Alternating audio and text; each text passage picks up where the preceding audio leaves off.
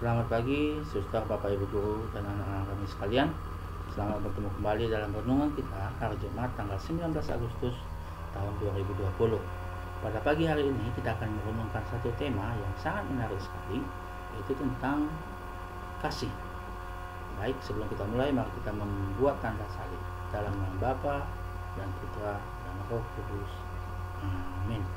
Baik, bapak, ibu guru, suster, dan anak-anak kami sekalian, mari kita bersama-sama membuka kitab suci dan membaca kitab suci bersama-sama, yaitu dari Injil Matius pasal 22 ayat 34 sampai 40. Hukum yang terutama. Ketika orang Farisi mendengar bahwa Yesus telah membuat orang-orang Saduki itu bungkam, berkumpullah mereka. Dan seorang dari mereka, seorang ahli Taurat, bertanya untuk mencobai dia, "Guru, hukum manakah yang terutama dalam hukum Taurat?" Jawab Yesus kepadanya, "Kasihilah Tuhan Allahmu dengan segenap hatimu, dan dengan segenap jiwamu, dan dengan segenap akal budimu. Itulah hukum yang terutama dan yang pertama.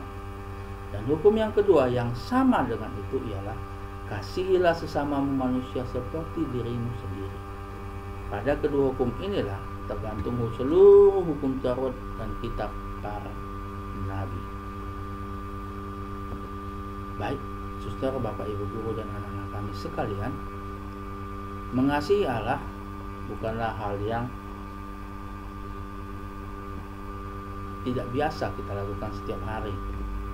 Bahkan kita kerap setiap hari mengingat mengasihi Allah melalui nyanyian-nyanyian pujian, pembacaan kitab suci, dan melalui doa kita.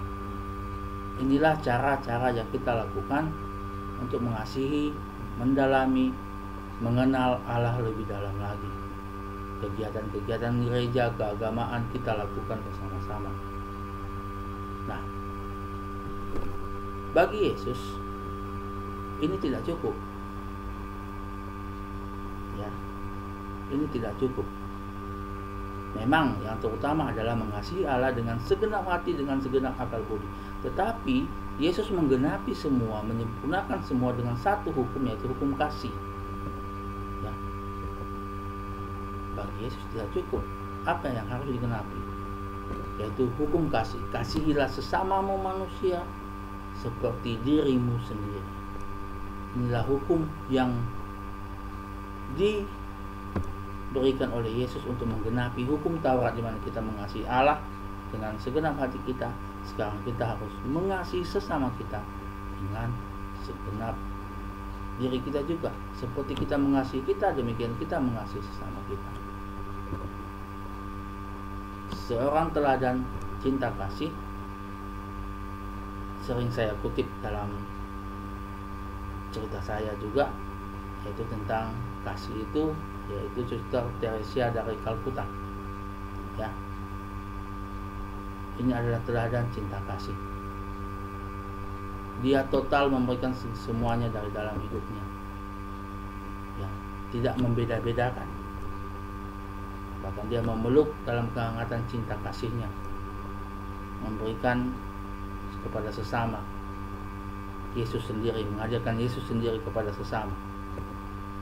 Bahkan dia mengatakan, "Not all of us can do great thing, but we can do small thing with great love." Tidak semua kita bisa melakukan hal-hal yang besar, tapi kita bisa melakukan hal yang sederhana dengan cinta yang besar, dengan kasih yang besar. Luar biasa teladan dari Suster Teresa, ya. Nah, mari kita lihat bagaimana dengan saya. Apa yang bisa saya perbuat dengan kasih terhadap sesama? Yesus menyarankan, kasihilah sesamamu dalam kesederhanaan, dalam hal yang kecil. Ya.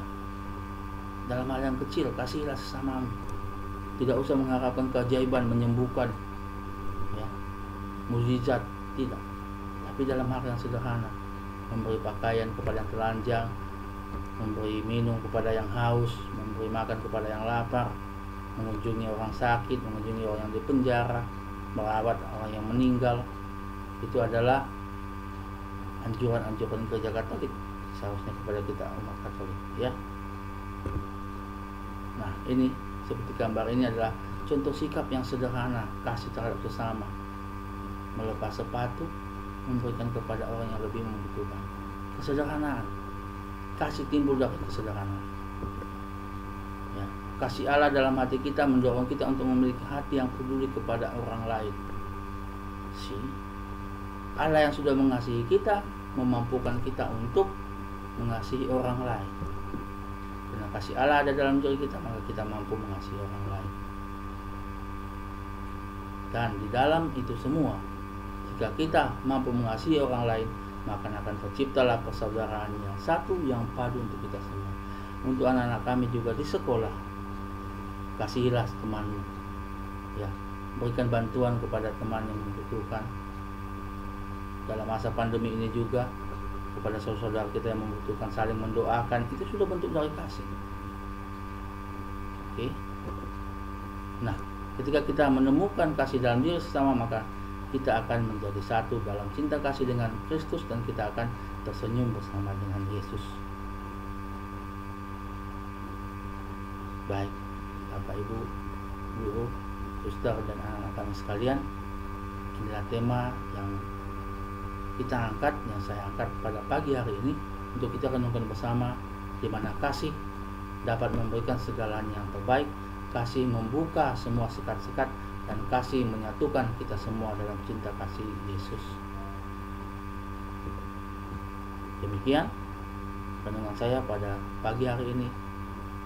Tuhan Yesus memberkati.